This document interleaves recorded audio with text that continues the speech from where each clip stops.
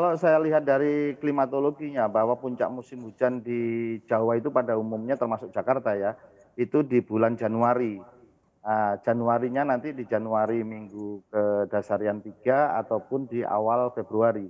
Nah, itu yang perlu diwaspadai. Dari historical, banjir yang beberapa tahun yang terjadi belakangan, kalau kita lihat, itu beberapa puncak hujan ekstrim itu terjadi di Jakarta sekitar, kalau tidak di awal Januari sampai bergerak di awal, Februari.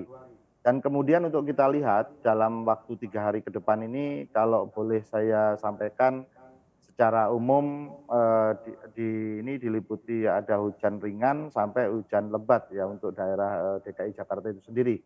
Nah, perlu diketahui juga masyarakat juga harus memahami juga bahwa di dalam satu hari itu terbagi dari beberapa jam.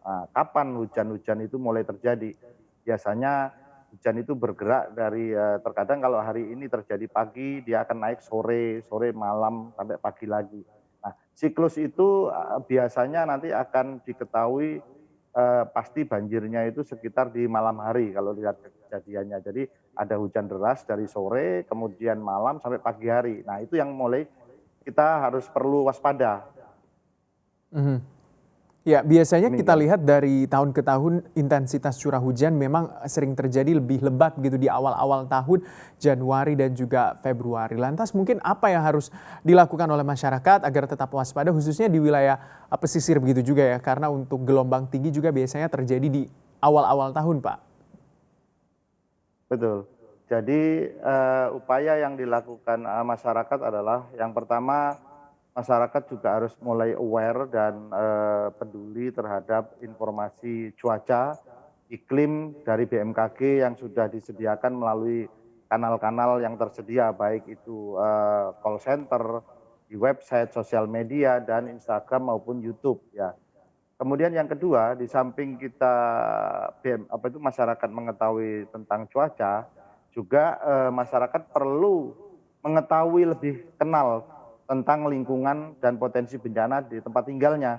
Kalau artinya begini, kalau saya tinggal di bantaran sungai ya saya harus mengenali bahwa biasanya banjir itu kapan akan terjadi, kondisi lingkungannya seperti apa yang saya tinggali. Terus Hmm. kemudian, sebagai salah satu upaya lagi, perlu masyarakat ataupun dari stakeholder itu melakukan sinergi, pentahelix, artinya baik masyarakat, kemudian, pemerintah, kaum akademisi, maupun dari media.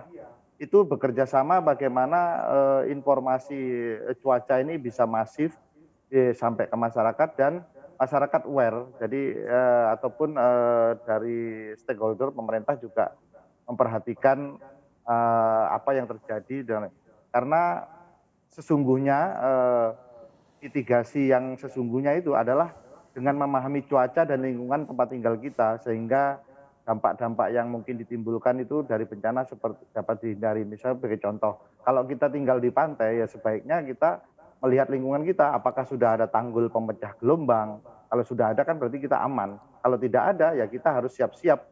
Artinya, pergi dari lokasi itu atau bagaimana, bertahan tapi ada tanggul gelombang. Jangan lupa untuk download aplikasi CNBC Indonesia yang tersedia di Play Store dan juga App Store untuk mengikuti terus perkembangan informasi seputar ekonomi dan bisnis terkini.